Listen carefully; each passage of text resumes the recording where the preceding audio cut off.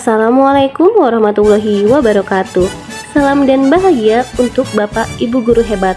Perkenalkan, saya calon guru penggerak Angkatan 11 Kabupaten Lampung Timur, Yunike Ardiana, Sarjana Pendidikan dari UPTDSD Negeri Putra Aji II, dengan fasilitator Bapak Dr. Andes Joko Sihwidi, Magister Manajemen, dan pengajar praktik Ibu Tin Indria, Sarjana Pendidikan.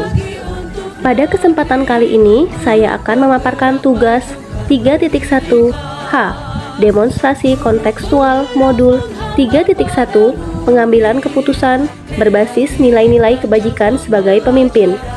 Adapun tujuan pembelajaran khusus, calon guru penggerak dapat melakukan suatu analisis atas penerapan proses pengambilan keputusan berdasarkan pengetahuan yang telah dipelajarinya tentang berbagai paradigma, prinsip, pengambilan dan pengujian keputusan di sekolah asal masing-masing dan di sekolah atau lingkungan lain.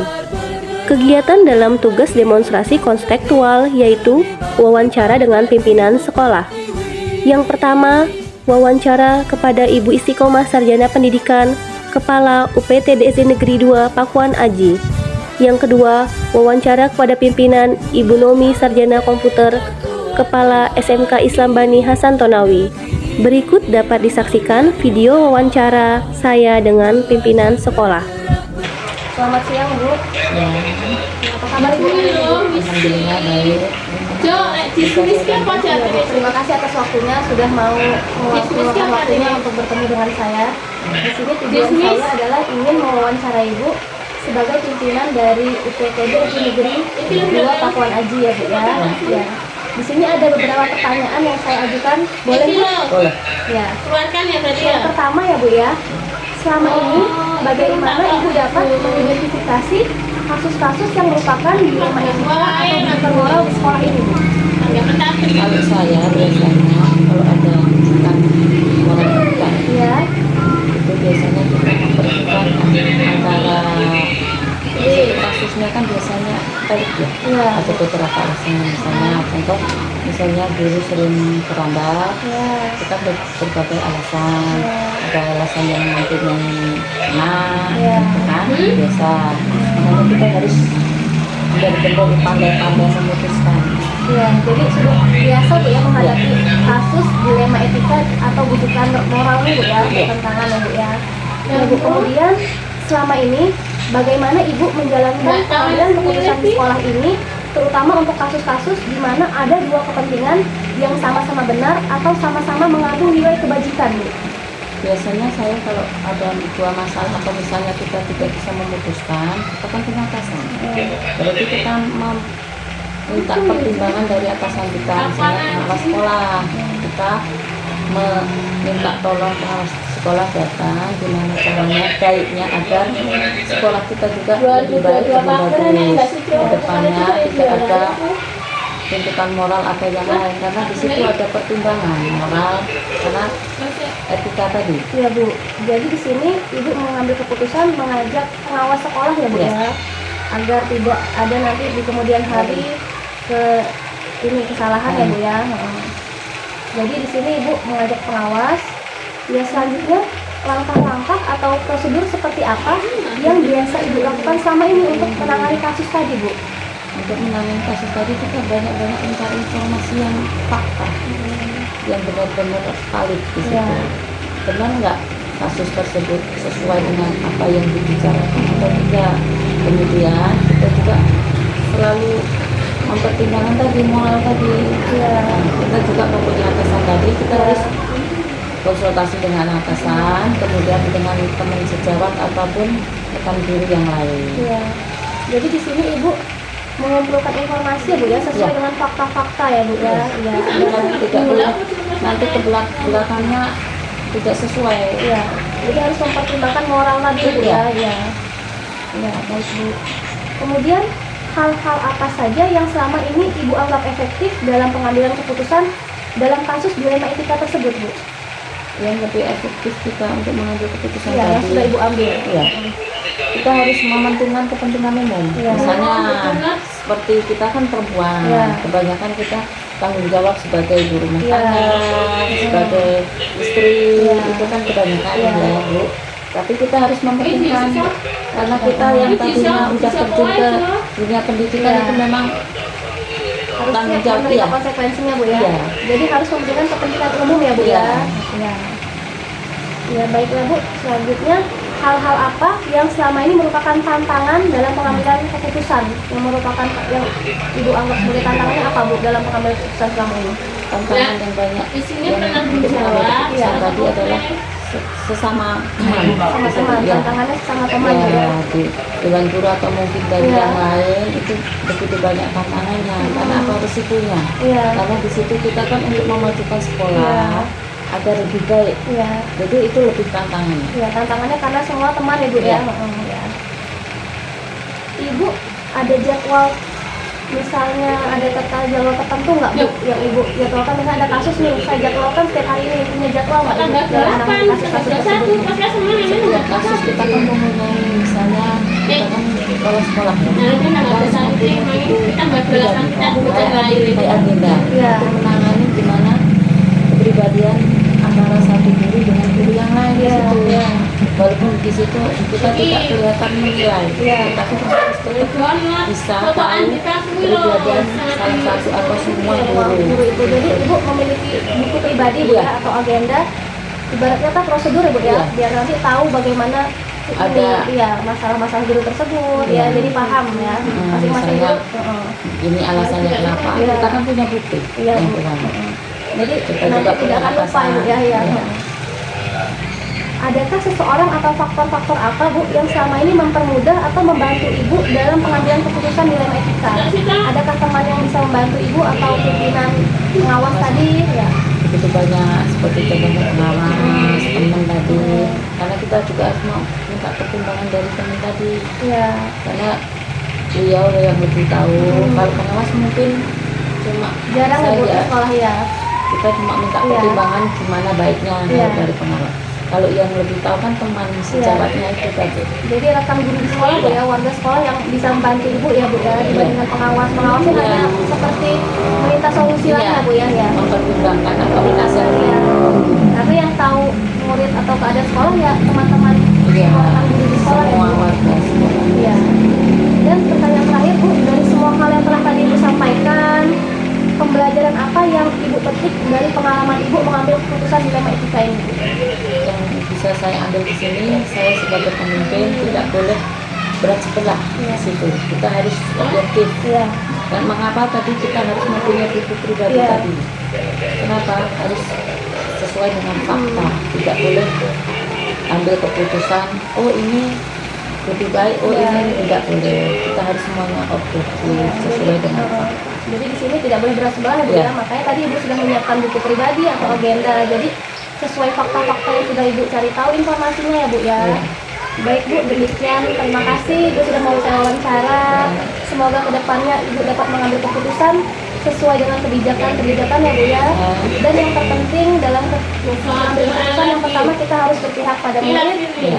mengambil nilai-nilai dari kebijakan universal ya Bu ya. Iya. Pastinya bisa dipertanggungjawabkan ya. Terima kasih Bu atas waktunya. Assalamualaikum. Assalamualaikum. Waalaikumsalam. Selamat siang Ibu. Selamat siang. Apa kabarnya hari ini Bu? Alhamdulillah baik. Alhamdulillah baik Bu ya. Terima kasih Ibu sudah menyediakan waktu untuk saya. Ya. Ya jadi di sini Bu, Iya. saya ingin mewawancarai Ibu sebagai pemimpin dari sekolah ini. Iya.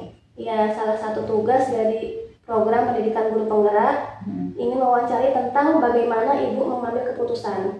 Ya Bu. Boleh saya mengajukan beberapa pertanyaan Bu? Boleh, Ya boleh. terima kasih Bu ya. Kita mulai Bu ya. Silakan. Ya jadi pertanyaan yang pertama, Mm-mm. bagaimana Ibu dapat mengidentifikasi kasus-kasus yang merupakan dilema etika atau bujukan moral di sekolah ini Bu biasanya Bu? Biasanya saya melakukan identifikasi dulu ya permasalahan. Dilihat dari permasalahannya ya. Contohnya di sini biasanya anak-anak ini sering sekali datang terlambat dan guru-guru pun juga sering seperti itu. Nah itu saya alami sekarang. Ya. Jadi Ibu mengidentifikasi selama ini sering ada anak-anak dan guru yang datang terlambat itu ya Bu Iya, ya. Iya. iya. Jadi Ibu identifikasi ya Bu ya. Ya. Selanjutnya bagaimana Ibu menjalankan keputusan di sekolah ini terutama untuk kasus-kasus tadi Bu? Dimana pasti Ibu mencari tahu ya mengapa mereka datang terlambat. bagaimana Ibu mengambil keputusan dilema etika tersebut, Bu? Yang mungkin kepentingannya sama-sama benar gitu, Bu, atau mengandung nilai-nilai kebajikan. Nah, di sini sebenarnya sulit ya Bu Yudika ya untuk menentukan suatu keputusan yang sama-sama benar ya. Di sisi lain kan suatu keputusan tersebut bisa dilakukan, tapi sisi lain juga ada keputusan, ada masalah gitu yang memang harus dilakukan. Nah, jadi di sini saya minta bantuan teman yang mungkin atau rekan guru ya. Sebelum saya mengambil keputusan, agar keputusan yang saya ambil tersebut tidak salah dan tidak membebani yang bersangkutan. Jadi di sini agak sulit Bu ya, karena kita mengambil keputusan tuh harus benar-benar mempertimbangkan biar yang bersangkutan tidak terbebani ya Bu ya. Ya, benar. Ya Bu. Jadi langkah-langkah apa yang Ibu biasa lakukan di sekolah ini Bu dengan kasus tersebut ada guru atau siswa yang terlambat? Ya.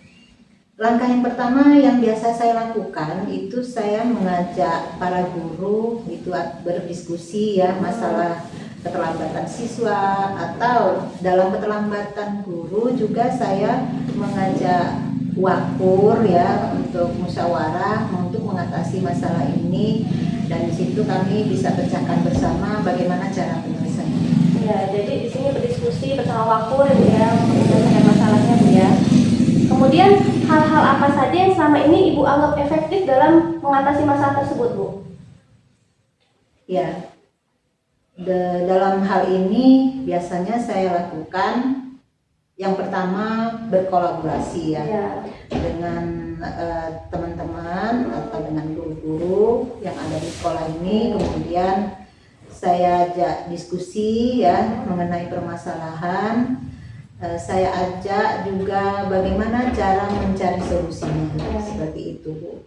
Dan kemungkinan ya dengan cara seperti itu bisa efektif seperti itu. Ya, jadi di sini Ibu ngajak berdiskusi Bu ya biar dia lebih efektif dalam pengambilan keputusan ya Bu ya.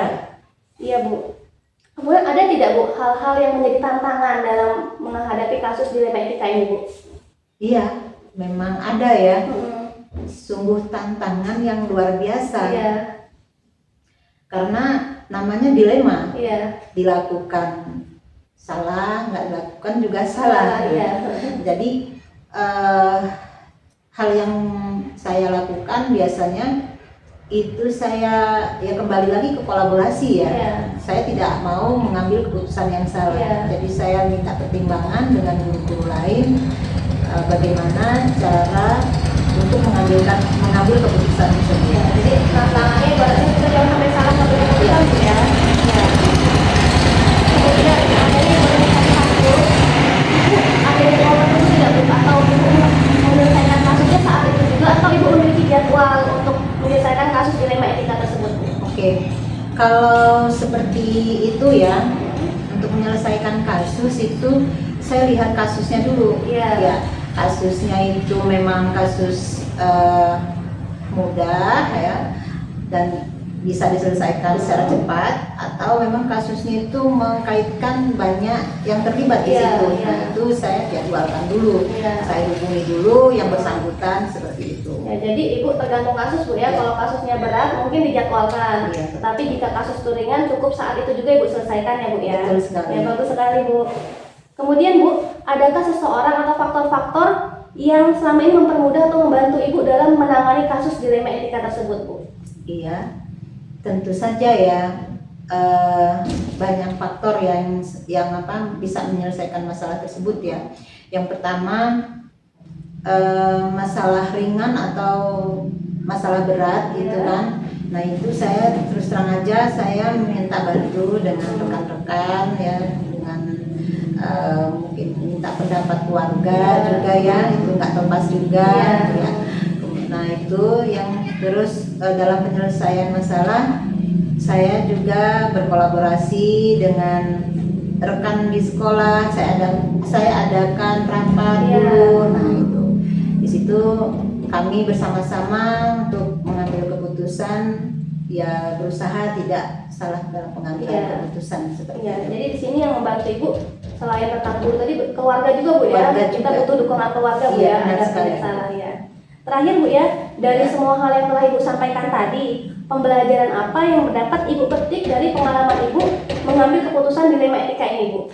Ya, dalam pengalaman untuk dari pengambilan keputusan ya, banyak hal yang saya petik. Yang pertama, sangatlah penting ya kita untuk memahami suatu kasus.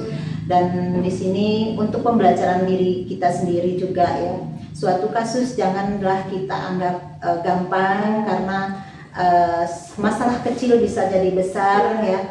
Kalau kita tidak maksudnya salah dalam mengambil keputusan seperti itu. Iya, luar biasa sekali Bu. Terima kasih Bu atas waktunya hari ini.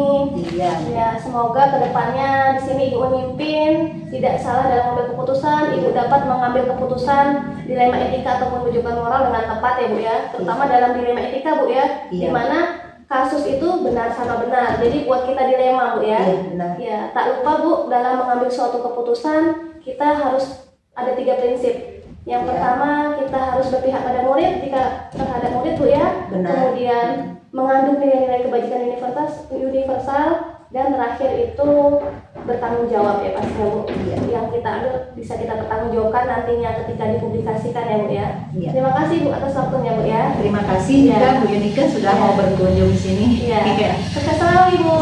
Sama-sama. Assalamualaikum. Waalaikumsalam.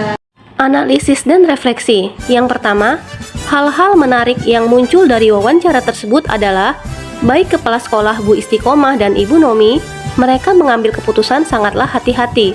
Mereka mencari tahu dahulu fakta-fakta tentang kasus dilema etika dan berdiskusi bersama rekan guru di sekolah agar tidak salah dalam mengambil keputusan. Tetapi masih ada pertanyaan mengganjal di hati saya tentang bagaimana mereka mengambil keputusan jika ada kasus yang lebih berat selain dari kasus datang terlambat. Apakah mereka menerapkan konsep 4 paradigma, 3 prinsip, dan 9 langkah pengujian? Meskipun pada pengambilan keputusan dilema etika sudah menerapkan berkomunikasi bersama rekan guru dan mengutamakan keadilan bagi semua pihak, namun belum terlihat pimpinan mengambil keputusan lebih mendalam dan terstruktur sesuai dengan langkah-langkah pengujian. Kedua, persamaan dari kedua pimpinan sekolah, Bu Istiqomah dan Bu Nomi adalah dalam pengambilan keputusan dilema etika, mereka mengutamakan diskusi dan berkolaborasi bersama rekan guru di sekolah, serta melibatkan atasan seperti pengawas jika diperlukan, agar tidak salah dalam mengambil keputusan. Namun, ada perbedaan sebuah tantangan di antara keduanya, di mana Bu Istiqomah menekankan semua adalah teman antar guru, jadi mempunyai resiko. Jangan sampai salah dalam pengambilan keputusan demi kemajuan sekolah. Sedangkan Bu Nomi, dilema menjadi serba salah, sehingga harus berkolaborasi sesama guru di sekolah. Hal yang menonjol dari salah satu pimpinan dan bisa dijadikan inspirasi yaitu dari Bu Istiqomah. Sebagai kepala sekolah, beliau mempunyai buku pribadi atau agenda masing-masing guru untuk mengetahui kepribadian semua guru di sekolah, agar beliau paham jika ada guru yang mempunyai masalah, baik pribadi maupun menyangkut masalah sekolah. Ketiga, rencana kedepannya adalah sebagai pemimpin tidak boleh berat sebelah dalam mengambil keputusan, harus lebih objektif sesuai dengan fakta. Sangatlah penting dalam mempelajari sebuah kasus, karena masalah kecil bisa jadi besar jika kita salah dalam mengambil keputusan. Untuk mengukur efektivitas pengambilan keputusan mereka adalah dengan mengadakan rapat untuk mengevaluasi keputusan yang telah diambil, agar tidak merugikan sebelah pihak, tetap objektif sesuai dengan fakta yang terjadi. Keempat, saya sendiri akan menerapkan pengambilan keputusan dilema etika berdasarkan nilai-nilai kebajikan universal, dan keputusan yang diambil dapat dipertanggungjawabkan.